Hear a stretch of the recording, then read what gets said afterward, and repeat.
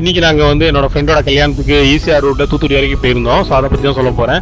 எங்கள் அம்மா வந்து வேளாங்கண்ணியில் ரூம் போட்டு மாதாவை பார்த்துட்டு தான் போகணுன்ட்டாங்க. ஸோ அதனால் எங்கள் ஊர்லேருந்து பரப்பி நாங்கள் வேளாங்கண்ணிக்கு வந்துவிட்டோம். காலையில் 7 மணிக்கெல்லாம் இதில் சொன்ன மாதிரி நாங்கள் வண்டி எடுத்துட்டோம். ஏன்னா வானம் வந்து ரொம்ப மேகமூட்டமாக இருந்துச்சு. நல்லா மழை வெளுத்து வாங்குற மாதிரி இருந்துச்சு. ஸோ அதனால் சரி ரைட்டு பொறுமையானாலும் ஓட்டிகிட்டு போயிடலாம் அப்படிங்கிற மாதிரி வந்துட்டோம். இது வந்து போகிற வழியில் உங்களுக்கு சின்ன டீட்டெயில்ஸ் கொடுக்குறதாக எடுத்தது. ஸோ அது வந்து பார்த்தீங்க அப்படின்னா திருத்துறைப்பூண்டி, பட்டுக்கோட்டை எல்லாம் நேராக தான் போகிறது. வேதாரண்யம் எல்லாம் ஒரே ரோடு தான் போகும் பார்த்துக்கோங்க. அதில் வந்து ஒரு சின்னதாக வி மாதிரி கட்டெடுத்து பிரியும். அப்படியே லெஃப்ட் சைட் போனீங்கன்னா வேதாரண்யம் போகாமல் நீங்கள் ரைட் பட்டுக்கோட்டை, திருத்துறைப்பூண்டி போயிட்டு அப்படியே ஈஸியாக போயிடும். பட்டுக்கோட்டை கிட்டே வந்தவொடனே தாங்க சரியான மழை. என் தம்பி தான் வண்டியை ஓட்டிகிட்டு இருந்தான். கொஞ்சம் பொறுமையாக ஓட்டி போடா அப்படின்னா சரி ஓகே அப்படின்னு சொல்லிட்டு பொறுமையாக ஓட்டினா நானும் ஷூட்ஸ்லாம் எடுத்துகிட்டே வந்தேன். ஸோ இதுக்கப்புறம் நாங்கள் அடுத்த ஸ்டாப் எங்கே போனோம்னா ராமநாதபுரம் தான் போனாங்க. ஒரு 11 மணிக்கிட்ட போயிட்டோம். கடையில் போயிட்டு நாங்கள் ராமநாதபுரங்கிறது ஒரு வறட்சியான மாவட்டம் தான். ஆனால் இங்கே வந்து நாங்கள் பச்சை பசல் வெண்டைக்காய் என்னெல்லாமோ போட்டிருந்தாங்க, சாகுபடி பண்ணியிருந்தாங்க. அதை பார்க்குறப்ப நல்லா தான் இருந்துச்சு. வானமும் லைட்டாக மேகமூட்டத்தோடு இருந்துச்சு. வெயில் அந்த அளவுக்கு காட்டமாக இல்லை. நாங்கள் அன்றைக்கி போகிற அன்றைக்கி கடவுளுக்கு நன்றி. இங்கே இந்த மாதிரி இடத்துலலாம் மழை நல்லா பெய்யணுங்கிறது கடவுள்கிட்ட வேண்டிக்கிட்டே அடுத்து நாங்கள் ஜேர்னியாக போய்கிட்டு இருந்தோம். ஸோ இந்த இடத்துல பார்த்தீங்கன்னா ரோடெல்லாம் அவ்வளோ மோசமாக இல்லைங்க, நல்லாவே ரோடு போட்டிருக்காங்க. அதனால் பிரச்சனை இல்லை, நீங்கள் ஈஸியாக ரோட்டை நம்பி வரலாம். சின்ன ட்ராபேக்குன்னா 2 ஊருக்கு இடையில வந்து வண்டி ரிப்பேர் ஆயிடுச்சுன்னா மட்டும் தான் பிரச்சனை. மணி நேரத்துக்கு ஒரு ஊர் இதாம்பட்டினம் அப்படி இப்படி வந்துக்கிட்டே இருக்குங்க.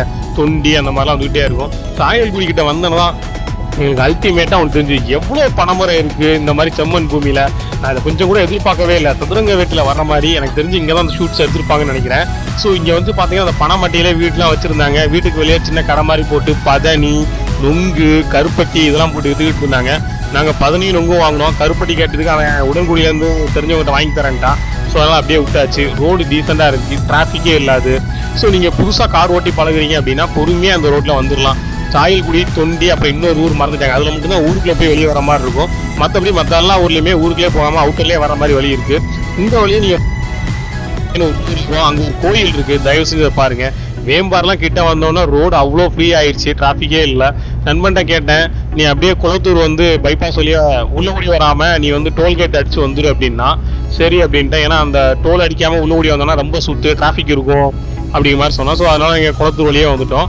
குளத்தூர் வழியாக வர்றப்ப தாங்க இருக்குது எங்கே பார்த்தாலும் விண்டு மில்ஸ் அப்படின்னு இருந்துச்சு. நான் தெர்மல் பவர் பிளான்ட் தான் நிறையா இருக்கும்னு நினச்சேன். ஆனால் இங்கே வந்து விண்டு மில்ஸ் ரொம்ப அதிகமாக இருந்துச்சு, பார்க்கவே நல்லா இருந்துச்சு. அங்கே ஒரு கன்ஸ்ட்ரக்ஷன் கூட போய்கிட்டு இருக்கு. ஸோ இந்த குளத்தூர் டு குறுக்குச்சாலை ரோடு தான் கொஞ்சம் மோசமாக இருந்துச்சு. ஆனால் வண்டி போகலாம், நீங்கள் நம்பி போகலாம். ஸோ குறுக்குச்சாலை போனோம்னா லெஃப்ட் சைட் கட் எடுத்துட்டு கொஞ்சம் தூரத்துலேயே பார்த்தீங்கன்னா ஒரு 10 நிமிஷத்துலேயே டோல்கேட் வந்துச்சு.